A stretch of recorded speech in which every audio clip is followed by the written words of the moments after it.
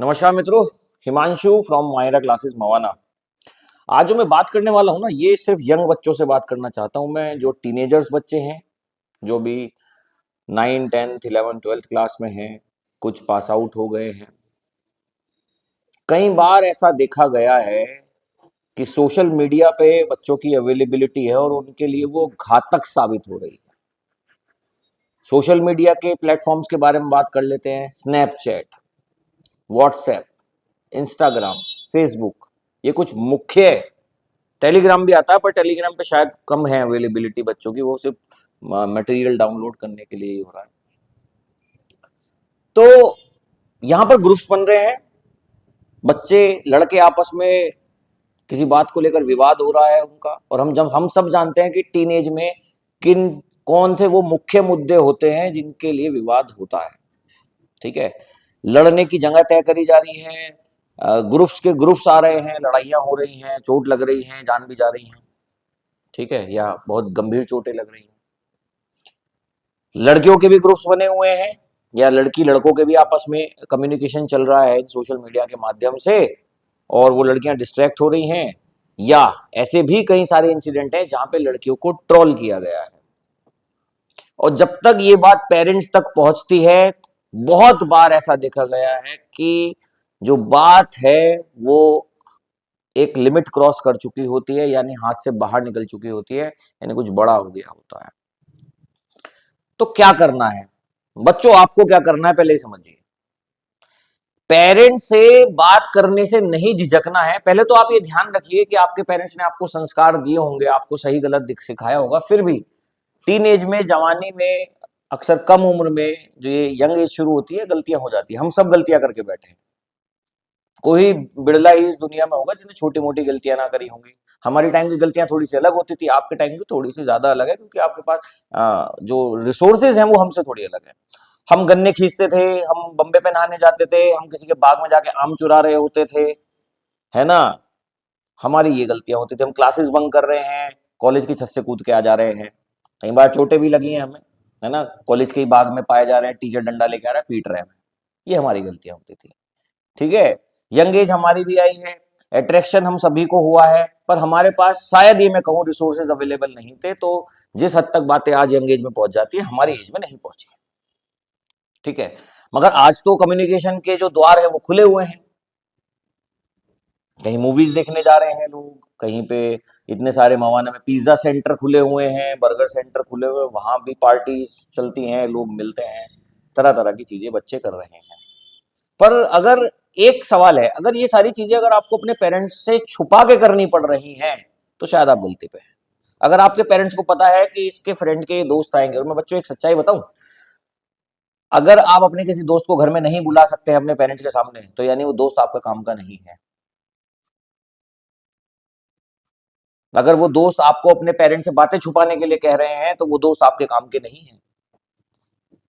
और वो दोस्त अगर आप कोई गलती कर रहे हैं, आपको नहीं रोक रहे हैं, और आप नहीं रुक रहे हैं, तब आपके पेरेंट्स को जाकर नहीं बता रहे हैं, तो वो दोस्त आपके काम के नहीं है। ये सब आपको डिस्ट्रैक्ट करने के लिए, नीचे गिराने के लिए, फंसाने के लिए है।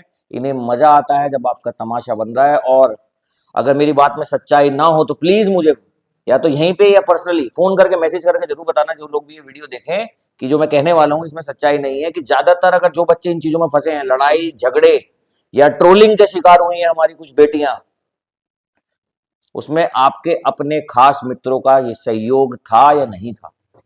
बिल्कुल रहा होगा, है ना।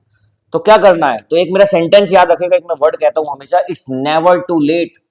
It's never too late. अपने पेरेंट्स को बताइए, ये कभी भी इतनी देर नहीं होती है कि अगर आप अपने पेरेंट्स को, आपसे हो सकता है कोई गलती हो गई, बच्चे हो आप, मिस्टेक हो जाती है। हम सबके पास कोई एक्सपीरियंस नहीं है कि भगवान ने हमारे जो दिमाग है उसमें एक संस्कार का या गलती ना करने का एक सॉफ्टवेयर डाल दिया तो हम करेंगे नहीं, एरर ही नहीं होगा हमसे। लाइफ है, ह्यूमन एरर कहते हैं, ऐसे ही सीखते हैं हम। पर कभी भी इतनी बड़ी गलती नहीं होती है। अपने पेरेंट्स को जरूर बताइए, क्योंकि वो पेरेंट ही हैं जो आपके जो ऊपर आने वाली सारी आफत है उसे अपने ऊपर ले लेगा, टकराएगा, खत्म कर देगा, आपको बचा लेगा। पर पेरेंट्स को जरूर बताइए, पहले ही बता दिए। कभी कभी पेरेंट्स, जब तक पेरेंट्स को पता चलता है बहुत देर हो चुकी होती है। अब सोशल मीडिया का इस्तेमाल करने के लिए स्मार्टफोन हमें दिलाने पड़े, उसके ऊपर भी हम बात करेंगे कि क्यों दिलाने पड़े हैं। कोविड के बाद से ये चीजें शुरू हुई हैं, ऑनलाइन क्लासेस के नाम से शुरू हुई थी, मगर my dear school managements, principals, अब तो कोविड चला गया ना भाई, तो आपके जो व्हाट्सएप के ग्रुप बने हुए उसमें सिर्फ पेरेंट्स का ग्रुप बनाइए, बच्चों को मत जोड़िए। और कुछ स्कूल मैनेजमेंट ये भी ध्यान रखें कि आपके टीचर्स ने इस फैसिलिटी का बहुत ज्यादा गलत फायदा उठा रखा है।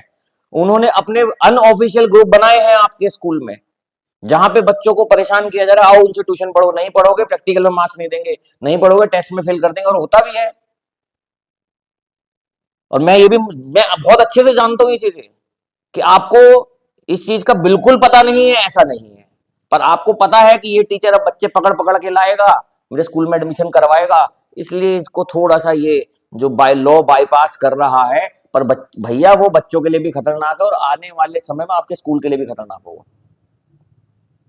कैसे सोसाइटी का निर्माण कर रहे हो आप एज ए स्कूल। स्कूल तो सोसाइटी को क्रिएट, वहां कल्चर लाने वाला होता है, क्योंकि वही स्कूल से पढ़ा हुआ बच्चा बाहर सोसाइटी का पार्ट बनता है।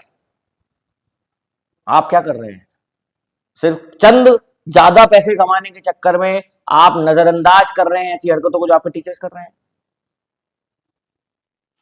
सोशल मीडिया का इस्तेमाल बच्चों को अगर रोकना है तो हमें पेरेंट्स को भी सतर्क होना पड़ेगा कि हमारे बच्चे क्या चला रहे हैं, कौन सी वेबसाइट चला रहे हैं, क्या फोन में उसके क्या है क्या नहीं है, सब चीजें देखिए।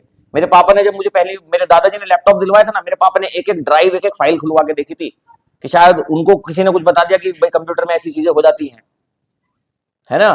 हमें तो चलो ज्ञान नहीं था, पर मेरे पिताजी को मिला, उन्हें एक फाइल ड्राइव देखी, मुझे वो बाद में समझ में आई जब मैं टीचिंग करने घुसा ना, और जब मुझे बहुत सारी चीजें पता चली कि अच्छा इसलिए पापा ने उस दिन फाइल चेक करवाई थी। चलो बहुत अच्छा लगा कि मेरे पापा अवेयर थे, वरना हम भी बर्बाद हो गए होते ना, कुछ नहीं कर रहे होते, सड़कों पे ऐसे ही घूम रहे होते, कुछ ढंग का अपने साथ जिंदगी में किया नहीं होता।